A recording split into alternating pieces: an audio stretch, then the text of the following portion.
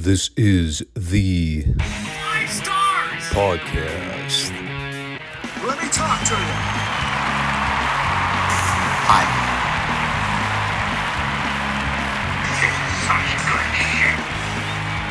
So, what do you guys want to talk about?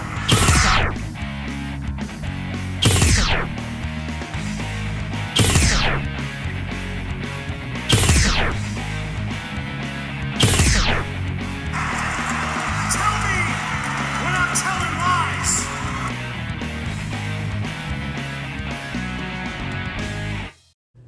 Thanks, guys. Back to you. Y'all ready for a shorter than normal Friday show? I know I am. I kind of need it, if I'm being honest. The last week has been so hectic, and it's only going to get more hectic from here. So the fact that there wasn't an episode of WCW to talk about, I'm actually okay with that. I did mention at the end of the Monday show that I'm going to be moving in mid-September. So there might be a week coming up where I either skip out on a Friday show or maybe even a Monday show. Not sure yet. Kind of depends on how my schedule works out. But we do have Midsouth and World Class to talk about today. This is the Five Starr Wrestling Report podcast. The wrestling podcast nobody knows but everybody needs. Here on YouTube and Rumble on Mondays and Fridays. Make sure you subscribe, comment, give the show a like. If you please. Help a brother out. Still trying to mentally detox from the Monday show. Come to think of it, it's been a while since I've done a full-fledged rant show on this channel. Normally those would only come up whenever I had to talk about AEW. SummerSlam 96, man. I still forget how much I hate everything about that pay-per-view. Now that I've reviewed it, I don't think I'll ever watch the thing in full for as long as I live. No one should be subjected to that kind of torture. I wouldn't wish that on my worst enemy. Thankfully, nothing we're going to talk about was as bad as that show was. Just, kind of another casual week in the classic archives. And again, since there's no TBS show to review for WCW, we'll go ahead and kick things off with the Midsouth review.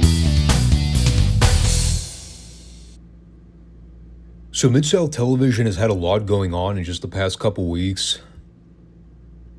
Not the least of which was the news bulletin that Bill Watts addressed during the cold open. And I have mentioned previously, there's a really notorious promo that Watts cuts on the Junkyard Dog once he gains the knowledge that the dog officially left the Mid-South territory to go work for Vince. And, the only reason I knew this wasn't the promo I was thinking of was that Watts was doing commentary with JR for this taping block. The promo I'm thinking of, I know for a fact it's when Bill was calling the show with his son Joel. But he did take a minute to address the dog's status, because there's been a lot of rumors floating in the air about what's really going on. Basically, all we know at this point is that the dog hasn't made appearances for any of his recent bookings against Butch Reed. He did his best to kayfabe it, but you could tell Watts knew deep down that the dog no-showed and basically lowballed all the fans. Because Watts even talked here about how important the dog was to all the fans in the Mid-South area. He has been such a key pivotal part to the success they've achieved. It's hard to even imagine the idea that the dog would just up and leave without notice. Well, that's precisely what he did. And you know Watts is pissed about it. But he at least made a public statement about it, and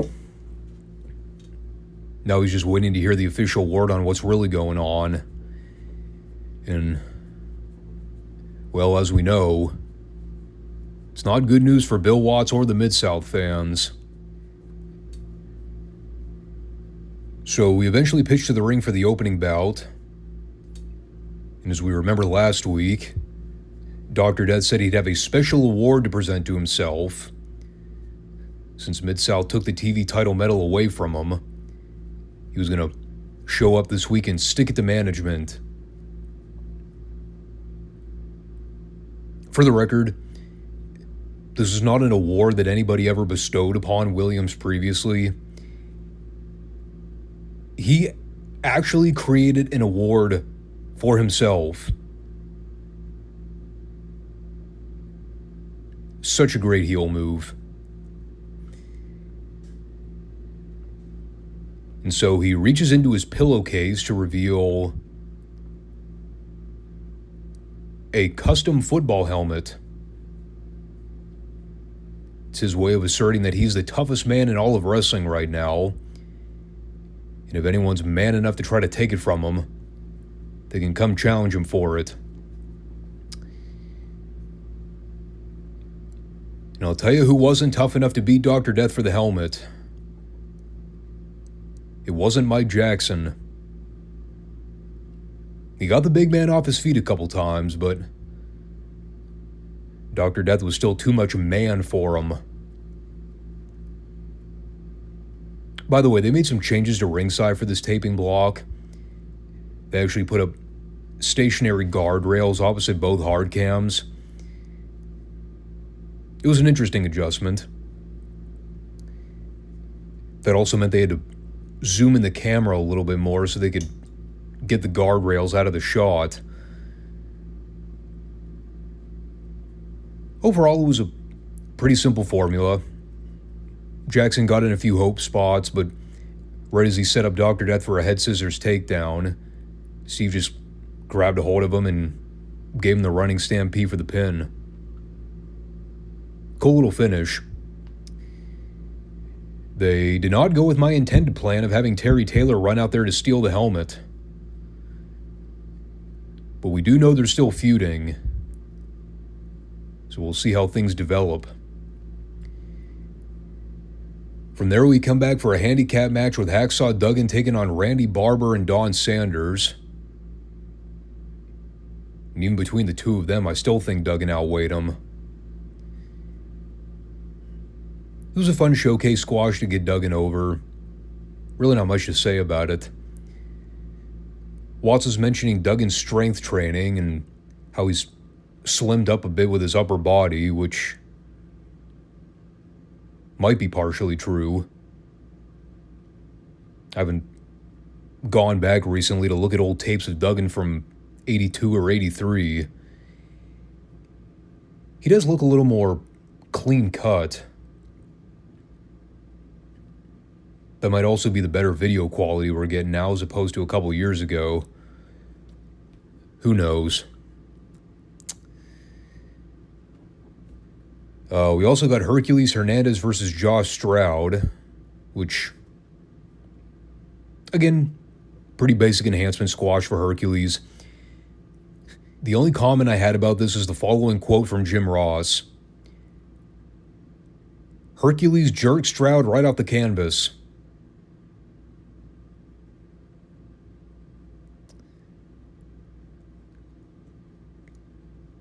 One of the funniest things I've ever watched is that compilation video of wrestling without context.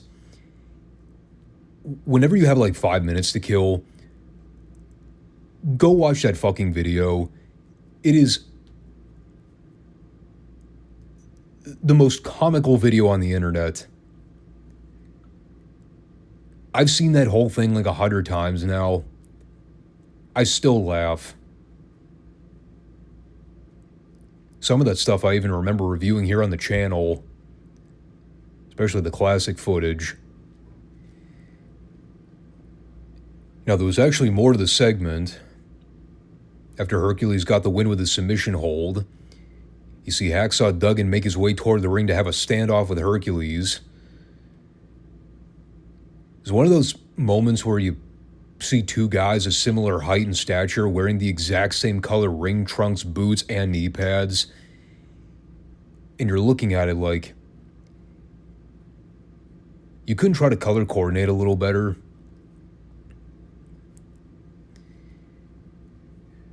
So as they get into a brawl, the Midnight Express run down to try to get the advantage over Duggan.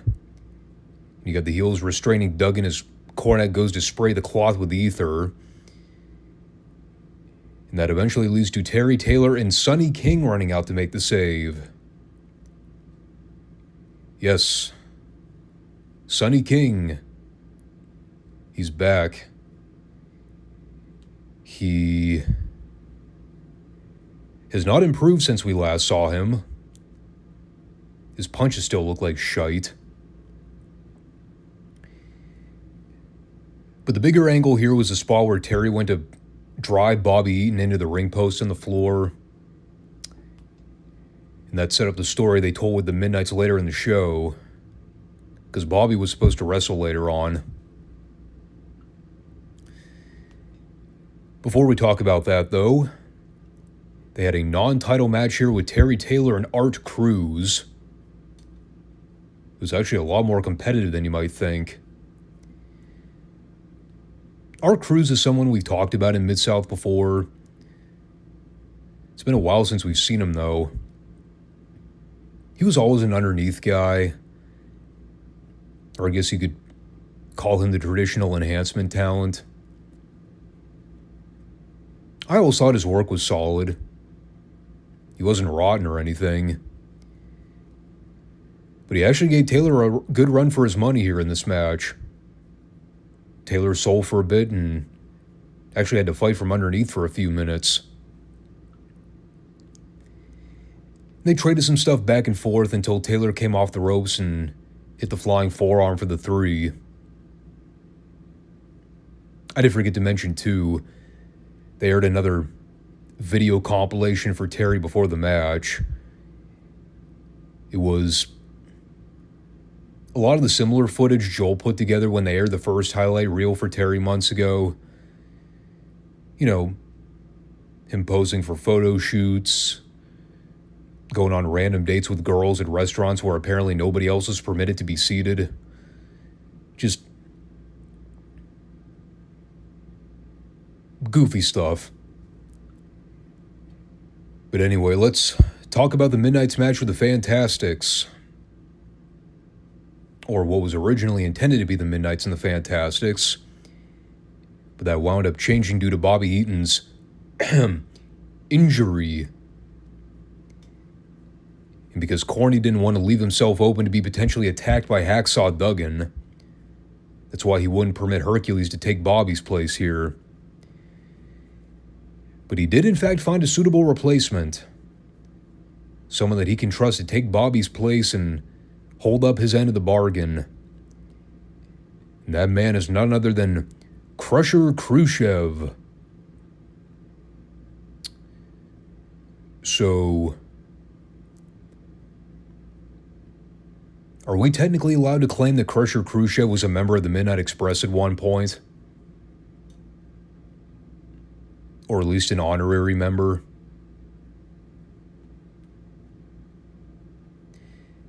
By the way, I know I say it all the time. I can't overstate it enough, though.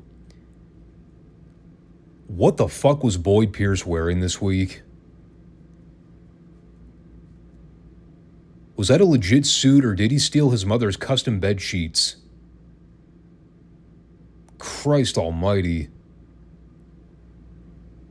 I actually kind of like the idea of Dennis Condrey and Krusher Kruschev as a tag team. And nobody could replace Bobby, even for one taping. But it actually wasn't a totally unbelievable pairing. I like the story of them isolating Bobby Fulton and using the power game to work him over throughout the match. Yeah, it was pretty much telegraphed that Khrushchev was only there to be the fall guy. But the people were super behind the Fantastics. We had the fiery Tommy Rogers comeback at the end, which everybody was on their feet for. And then we get this really wonky finish where they basically killed the back body drop spot. So all four guys are in the ring, and it somehow leads to a deal where Tommy Rogers gets backdropped over Bobby Fulton. And then Bobby went to do the waist lock into the roll-up pin. In theory, it was kind of clever. The only problem, though, was that Tommy basically no-sold the backdrop, despite him landing flat on his back after being elevated like 10 feet in the air. He just got back up immediately and drop-kicked one of the heels. I watched it back like 4 times to try to figure out what the hell they were attempting to do. I still couldn't figure it out. Was Tommy supposed to leapfrog Kruschev, but Kruschev forgot? It was weird. The best part was when Bill Watts yelled, "What happened?" As in, what was that?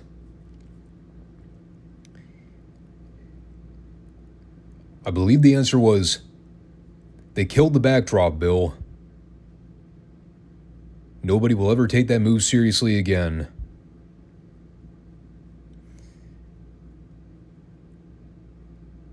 And yes, we would go on later to see 100,000 better Fantastics Midnights matches over the years. I mean, this was far from the best work they would ever do together, even when you take out Khrushchev from the equation, because you still had Dennis in there. As far as Buddy Landel versus Brickhouse Brown goes, there's actually quite a bit I have to say about this, considering how short and concise it all was. We already addressed the situation with the dog. I know I've talked in the past about all the sad failed attempts Bill Watts made at trying to replace the dog with a new top black babyface, thinking he could just swap the dog with another young black athlete and people would forget. And he tried this experiment on and off over the next several years in Midsouth. So many guys he tried to bring into the territory to fill that role, the Brickhouse Brown being among them. And we've obviously reviewed Brickhouse Brown matches from World Class. Guy was a good athlete. Naturally got himself over. But let's be honest. He wasn't JYD. Nor was he ever going to be. Same could be said about guys like Sonny King and George Wells. Remember, he even tried to turn Butch Reed babyface again down the road and push him back into that top spot. I mean, this was about as effective as you could get in trying to force over a new guy. A complete no-name who we've never seen in the territory before. You got Buddy out there admonishing him and trying to tear him down, saying he couldn't lace his boots. So, of course, they ring the bell to start the match.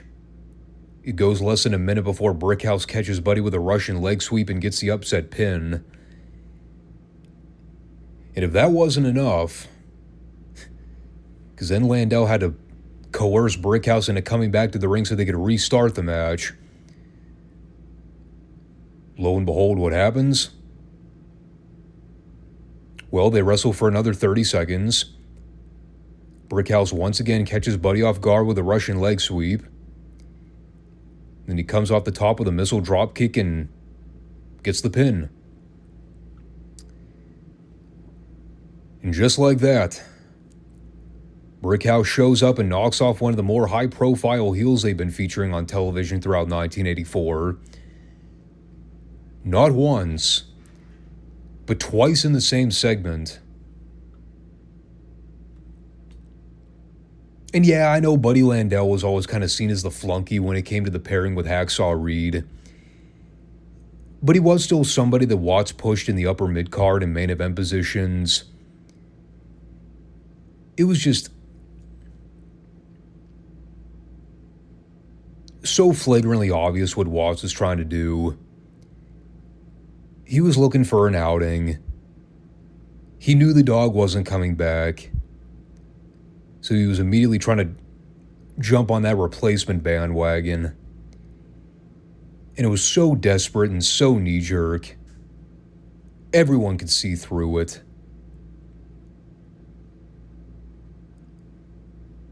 And it only got more desperate from here once he finally recognized just how special the dog was. I'm not saying I hated what they did here. I'm just pointing out the complete transparency of it all.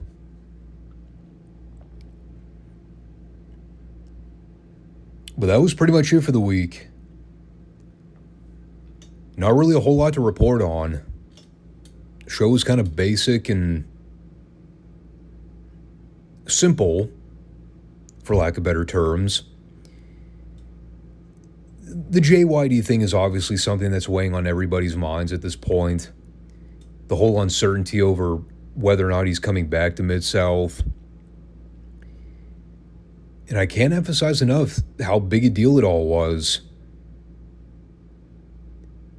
You know, people came and went throughout the territories very frequently. But Dog was a mainstay in Midsouth. Losing him was like losing the pride and soul of the region. And you can really sense that a part of Bill Watts never got over it. Yeah, he was pissed. Yeah, he was frustrated. But he was also saddened by it. Because the dog was more than just an employee to him. He was a friend. He was a colleague. I think he instinctually understood Dog wanted to pursue the money because, I mean, he knew he could never compete with Vince to be able to afford the contract they were offering him. Even though the WWF did jack squat with him. But to Vince, that never mattered. You know, he still had Hogan he was putting all his support behind. To him, Dog was just another addition to the roster.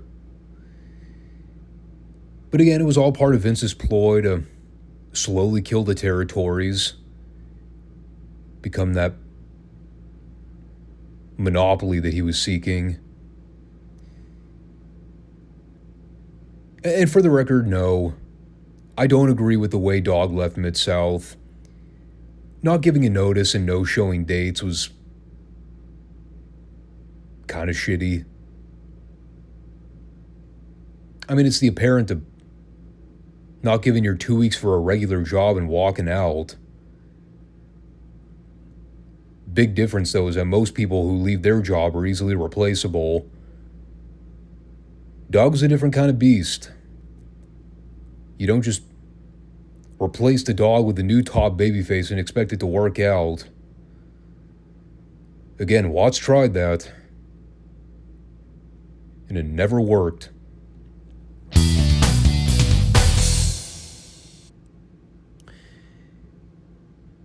Speaking of things that didn't work, this episode of World Class didn't work. And what do I mean by that? I just mean it wasn't a particularly good episode.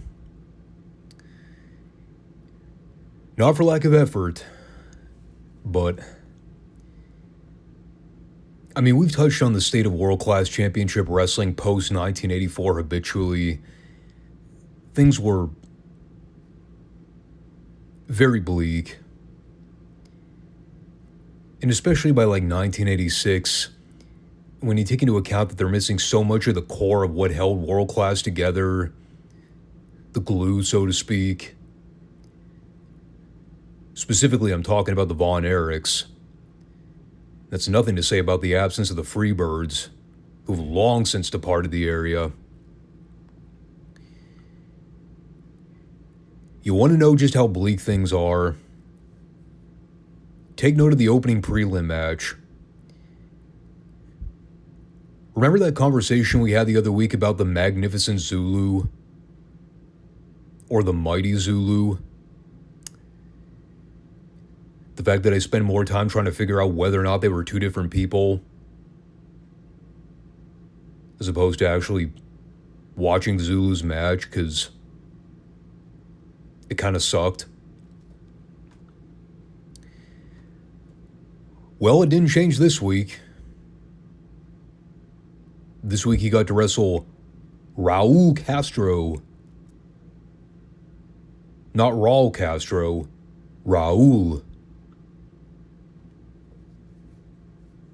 Got to accentuate the diction. No, do not ask me to clarify whether or not he's a secret relative of Fidel Castro. He had a mask on, so any identity he may have had to the general public was concealed. Anyway, here's everything I wrote about it. Match goes 90 seconds. In that time, there was one singular fan in the crowd who kept doing the long, droning, boring chant. Zulu did some slow plodding offense and won with a bear hug.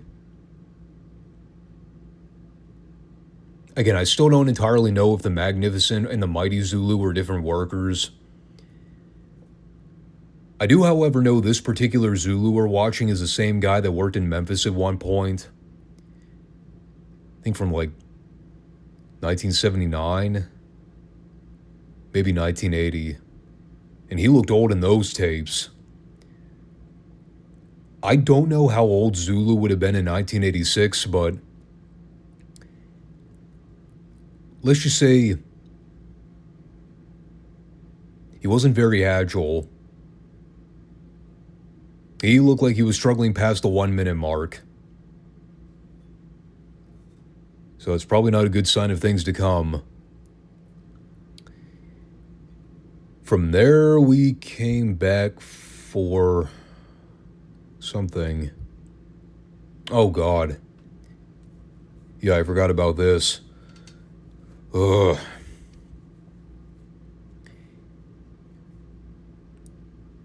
Let me preface it by saying this had the potential to be good.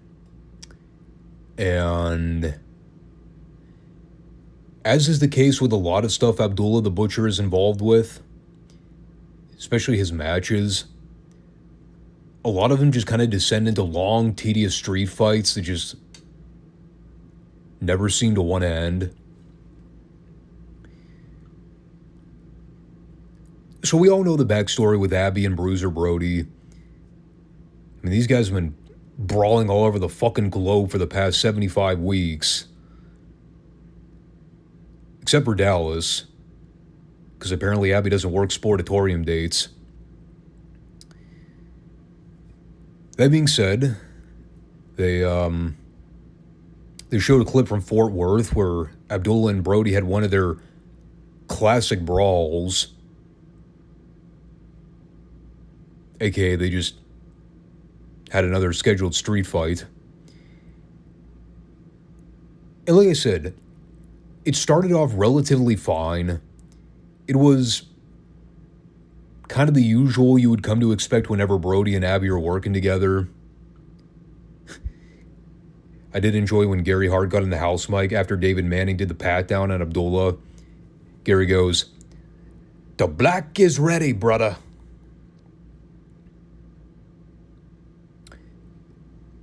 The black is ready.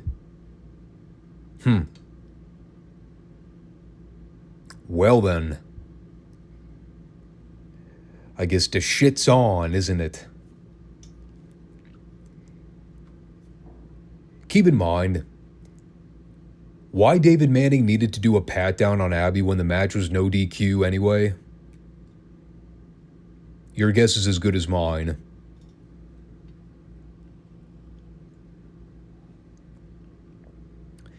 And so here's where this thing kind of fell off a cliff for a while. At the time they rang the bell to start this match, we were about 8 minutes into the timeline. By the time the segment was over, we had officially surpassed the 20-minute mark.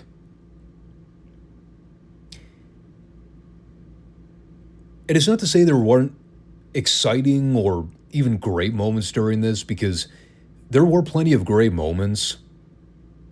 I didn't hate the segment at all, let me be clear. But these two just brawled and brawled and brawled and brawled and fought and fought and fought and fought. And it eventually kind of reached a point of redundancy. Like the AEW level of redundancy, where they take matches that should practically go somewhere between 10 to 12 minutes and try to stretch them out to like 30 to 40. And yes, I can do math. I'm aware that the entire segment went about 11 minutes and change. But when you factor in that 9 of those 11 minutes here was Abby working over Brody and continually stabbing him with a hidden blade over and over again,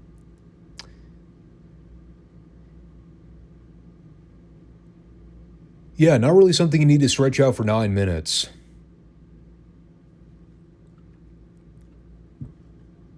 As expected, both guys were bleeding like broken faucets.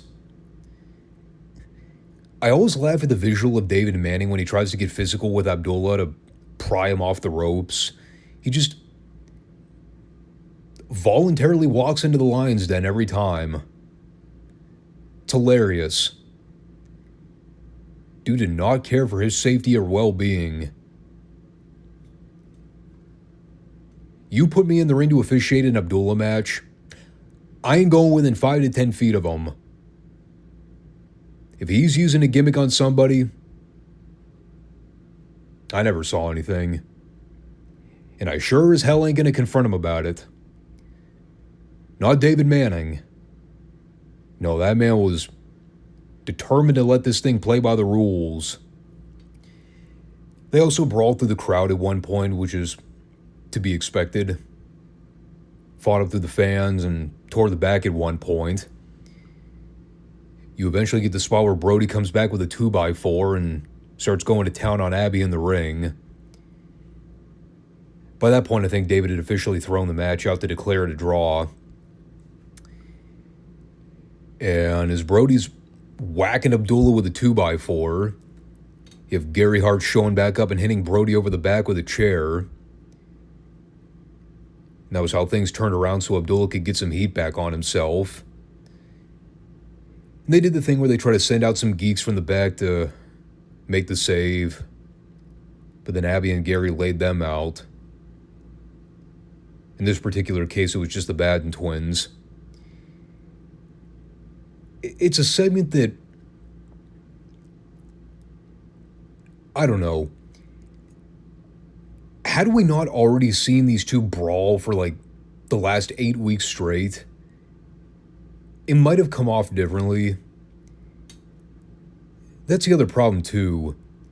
We've literally seen these guys do nothing but hit each other and bleed for the past 2 months, nonstop. At some point you're like, how much more of this do we really need to see? I'm all for the occasional no DQ street fight stipulation.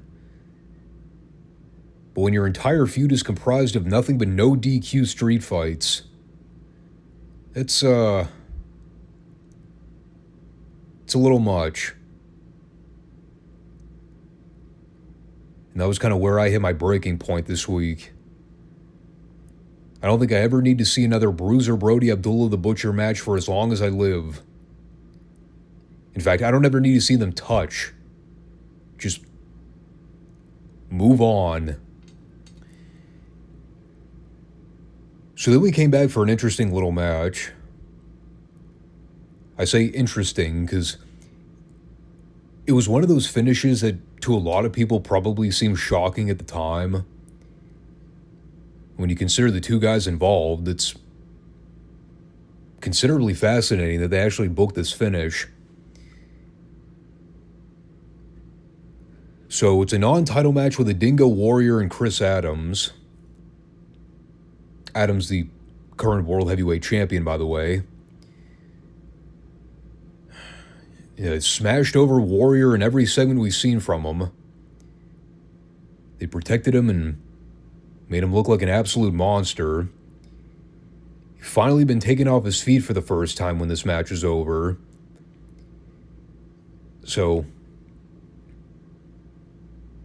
again, he's been well protected. Now, admittedly, I wouldn't say the execution of the finish was done particularly well.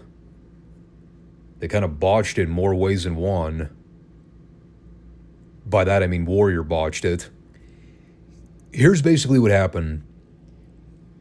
Percy Pringle gets on the house mic, and he distracts Chris at the beginning so Warrior could get the upper hand for a bit. They're going back and forth for a while until Adams finally caught Dingo with a super kick. He also gave him a pile driver, which was mildly impressive. And he eventually goes to do the spot where he's going to give Warrior the crossbody attack from the top. What was supposed to happen was Warrior was going to catch Adams in a power slam position. And then I think they were just going to go to the finish from there. But he ends up dropping Adams on the way down. So they couldn't exactly go to the finish immediately. So they finger fuck around for a sec. Warrior ends up draping Adams over the top rope. Gives him an elbow drop. And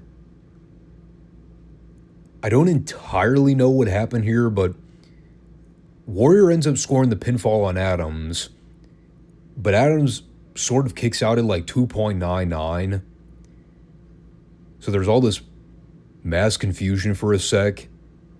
People don't know how to react to it. Adams immediately rolls out to the floor and slaps the ring apron out of frustration. The thing is, I'm pretty sure the plan all along was for Warrior to get the non-title victory over Adams.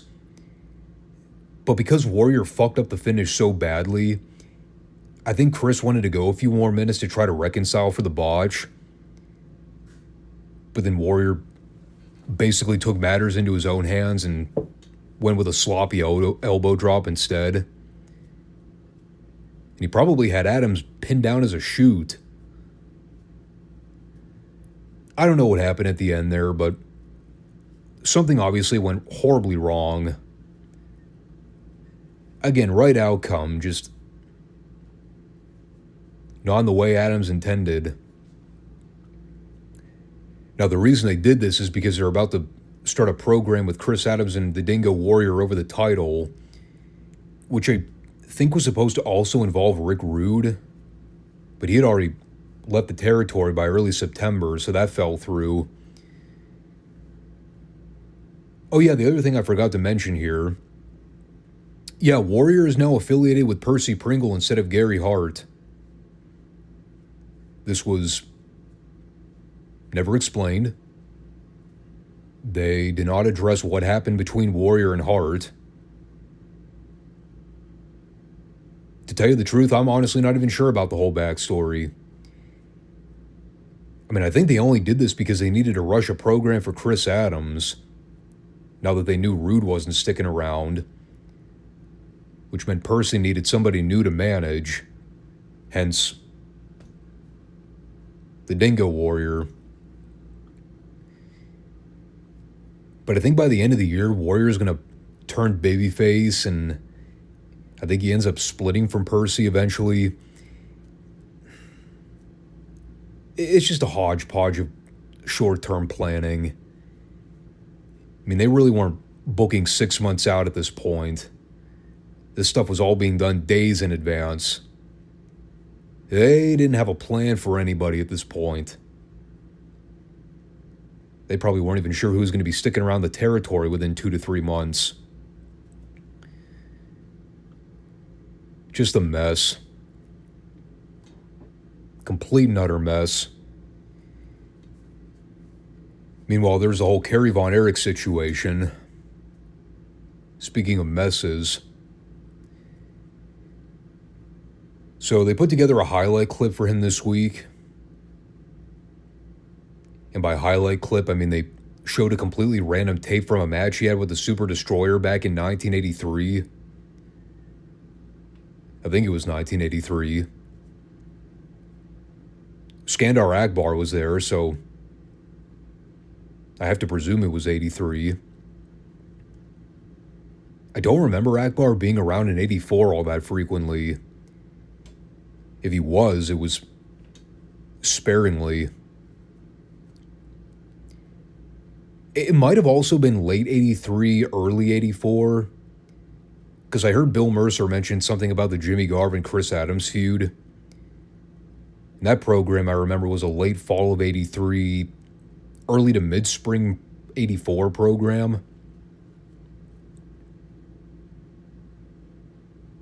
I also could be just getting my timelines completely fucked up.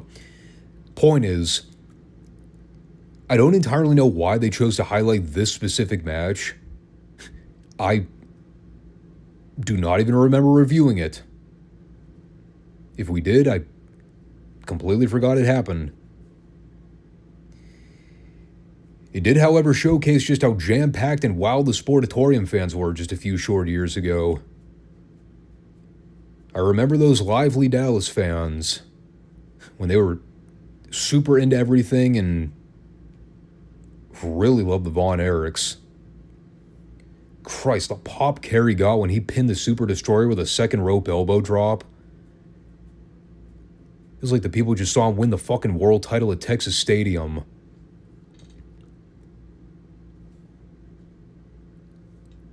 That's why we used to coin them the Dallas Faithful. Great fans. In 1986, it's kind of a different ball game. Not a whole lot of people for them to hang their hats on.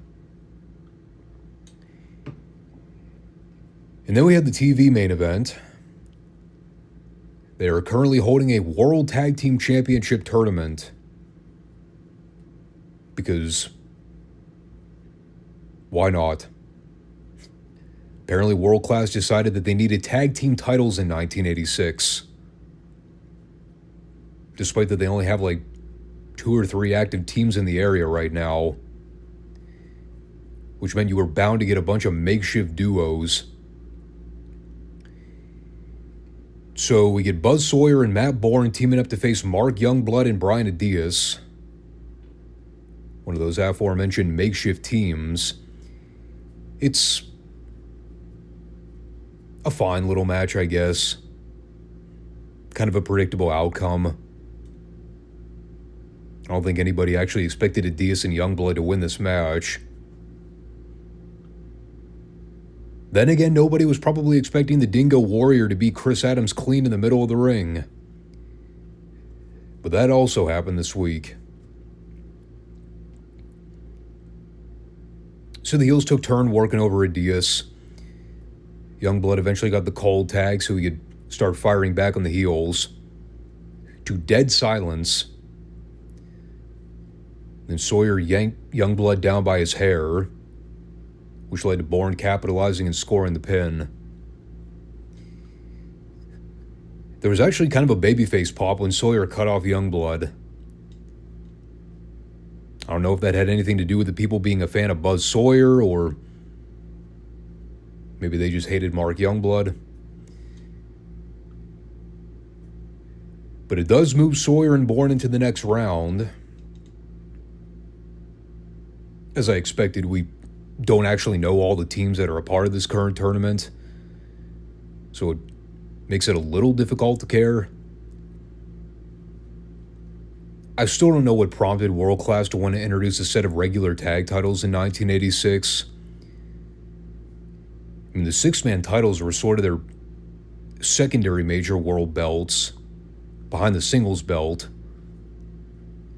Now they're just overcomplicating matters by introducing a set of standard tag belts, which, I mean, hey, they're trying something. Whatever intrigue they can generate. I just don't entirely know if tag team titles are the answer. But we will see how things develop. But that was a show. Yeah, kind of like Mid-South. It was just a very plain Jane vanilla show. Not a whole lot going on. But that's okay. As we always talk about, not every show's a banger. It's just kind of weird.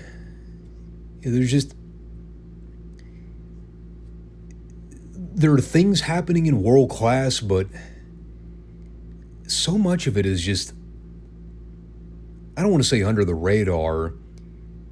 Nobody ever really talks about this time period very much.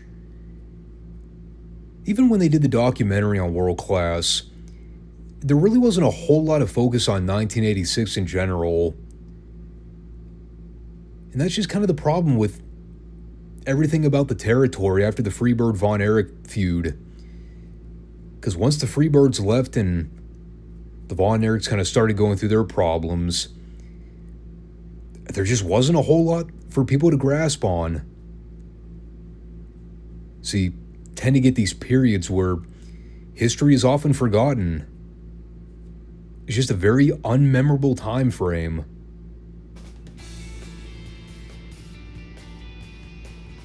But it's what happens during the dying days of the territories. Companies are around, but they certainly don't have a lot of buzz. In any case, it's going to wrap it up there. Short Friday show, but hey, no problem with that. Gives me a chance to kind of pre-plan more for this weekend and maybe give me a little more downtime. So, thanks everybody for checking out the show. We will reconvene on Monday for the Retro Raw recap, and that's all I got for now. Take care. Peace out.